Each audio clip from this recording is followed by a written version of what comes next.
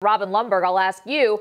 Alonso was only flagged for a 15-yard personal foul penalty. Should he have been ejected, and now should he face potential suspension? Yeah, I think he probably should have been ejected, and I would definitely consider a suspension and probably lean toward one.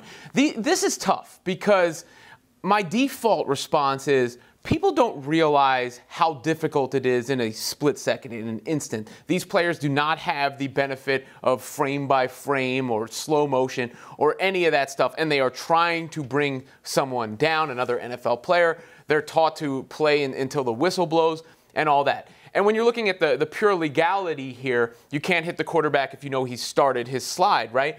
But Alonso's going to argue that he was going for the first down, and I was trying to stop him. When I watch this, though, it's very clear to me that Flacco is in the process of going to that slide, where he's not going to be gaining more yards, going forward with his feet.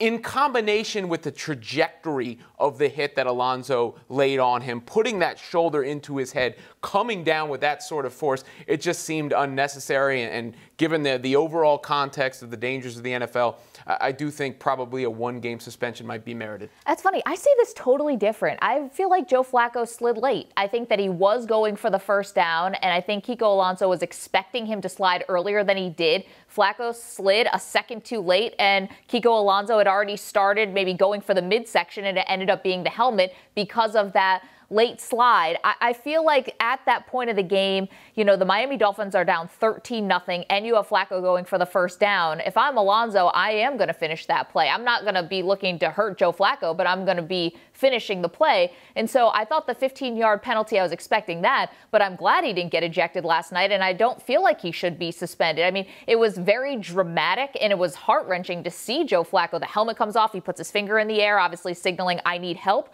But I don't think that just because that happened, I don't believe it was Alonso's motivation. And even said so to the South Florida Sun-Sentinel, said at first I was anticipating him sliding and thought he was going to slide. And then it got to the point where I was like, I got to hit him because he slid too late. And it was a bang-bang play. I don't think he had malicious intent here. Well, if he's saying I got to hit him because he's sliding too late, he's then indicating that he went through some sort of thought process. I'm not talking about his intent here, because I actually even think it's possible for someone to believe after the fact that's what was going on when the hit is egregious. I mean, this is a tough sport. It's very difficult because there is a gray area. I mean, you try to legislate it out, right? You're always going to find that in-between area, and this lands right there. It just, and I'm not going by Flacco's reaction either. It's sort of just that gut test. It felt like Alonso came in with too much force given where Flacco was and unable to protect himself.